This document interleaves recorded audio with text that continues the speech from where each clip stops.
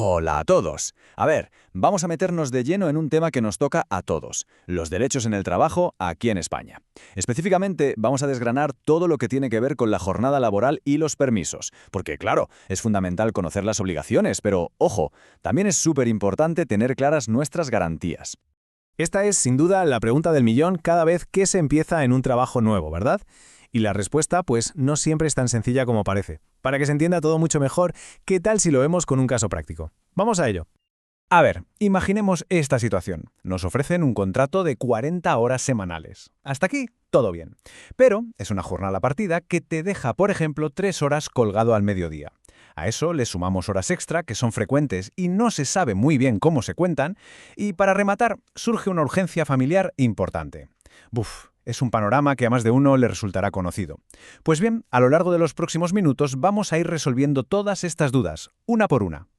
Muy bien, pues vamos al lío. Hay que empezar por el principio, por lo más fundamental, que es, al fin y al cabo, la base sobre la que se construye todo lo demás, la jornada laboral.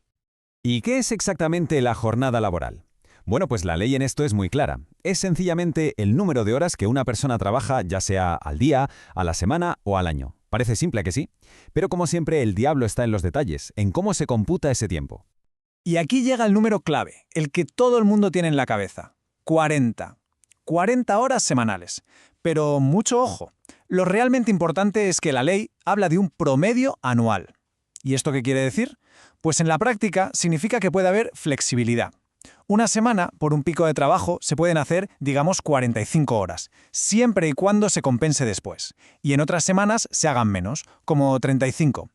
La cuestión es que al echar cuentas al final del año, la media no supere esas 40 horas a la semana. Claro, no solo importan las horas totales, sino cómo se distribuyen a lo largo del día. Y aquí entran en juego los dos grandes modelos, la continua y la partida. En el reto que planteamos al principio se hablaba de una jornada partida. La diferencia, como se ve, es ese parón en medio. Y la ley dice que esa interrupción tiene que ser como mínimo de 1 hora. ¿Recordáis el ejemplo? Ahí la pausa era de 3 horas. Y claro, para asegurarse de que estas reglas se cumplen, y no se quedan solo en el papel, desde 2019 se introdujo un cambio muy importante. Ahora absolutamente todas las empresas, están obligadas por ley a llevar un registro diario de la jornada de cada miembro de su plantilla, sin excepciones. Vale, ya hemos sentado las bases de la jornada ordinaria. Pero, ¿qué ocurre cuando se trabaja de más? Cuando se superan esas 40 horas de promedio. Bueno, pues ahí es cuando empezamos a hablar de las famosas horas extraordinarias. La definición, la verdad, no tiene mucho misterio. Se considera hora extra cualquier minuto trabajado que exceda la jornada máxima legal. Y, muy importante, estas horas se tienen que compensar. La ley da dos vías. O bien se pagan, o bien se compensan con tiempo de descanso equivalente, que se debe disfrutar en los 4 meses siguientes. Y aquí tenemos otro número para apuntar. Y este es un tope infranqueable. 80. 80 es el máximo de horas extra que se pueden hacer al año. Bueno, para ser más precisos, 80 es el máximo de horas extra por remuneradas.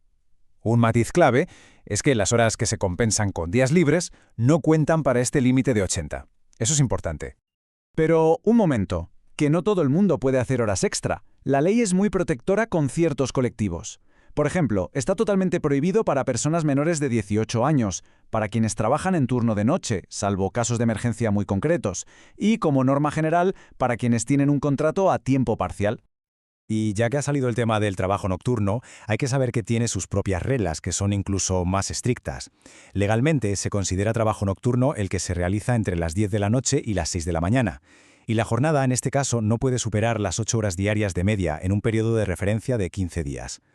Perfecto, pues ahora vamos a volver a esa pieza del puzzle que dejamos pendiente en nuestro caso práctico, la emergencia familiar.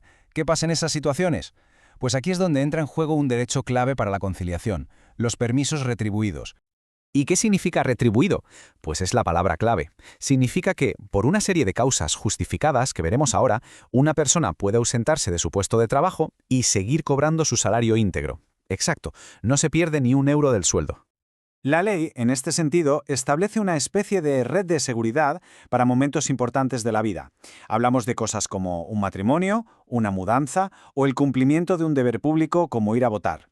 Y por supuesto, aquí se incluye la situación que nos servía de ejemplo, el fallecimiento, accidente o enfermedad grave de un familiar. Pero bueno, No todo en la vida laboral son imprevistos o jornadas maratonianas. La ley también protege algo que es, y hay que decirlo así, sagrado: el derecho al descanso. Así que vamos a hablar de las vacaciones y los festivos, un derecho irrenunciable. Otro número para la colección: 30. 30 días naturales. Ese es el mínimo por ley de vacaciones pagadas al que toda persona trabajadora tiene derecho al año. Esto, para que nos hagamos una idea, viene a ser unos 2 días y medio por cada mes trabajado. Y por supuesto no se pueden cambiar por dinero salvo que se acabe el contrato. Y esto es fundamental tenerlo claro. Las vacaciones no son una imposición, son un acuerdo. Las fechas se tienen que pactar entre la empresa y la persona trabajadora. No es una decisión unilateral. Y además, el calendario de vacaciones se tiene que conocer con al menos 2 meses de antelación. Esto es crucial para poder planificar la vida personal. Y ya para ir terminando, vamos a tocar un último bloque que es quizás uno de los que más ha evolucionado en los últimos años y que, por suerte, cada vez tienen más importancia: los derechos de adaptación de jornada y de conciliación. Aquí la ley abre la puerta a solicitar adaptaciones de la jornada, ya sea en forma de reducción o de reorganización del horario, y esto por motivos de mucho peso, claro.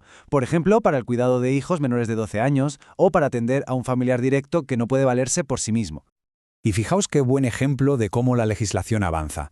Una novedad muy reciente de 2024 establece que el derecho a acumular el permiso de lactancia en jornadas completas es ahora universal. Es decir, ya no depende de si lo permite el convenio colectivo o si hay un acuerdo con la empresa. Es un derecho para todo el mundo y punto. Un gran paso. Así que, resumiendo, al conocer cómo funciona la jornada, cuáles son los límites de las horas extra y qué permisos y vacaciones corresponden, se tiene en la mano toda la información necesaria para entender de verdad un contrato de trabajo y, lo que es más importante, para hacer valer los propios derechos.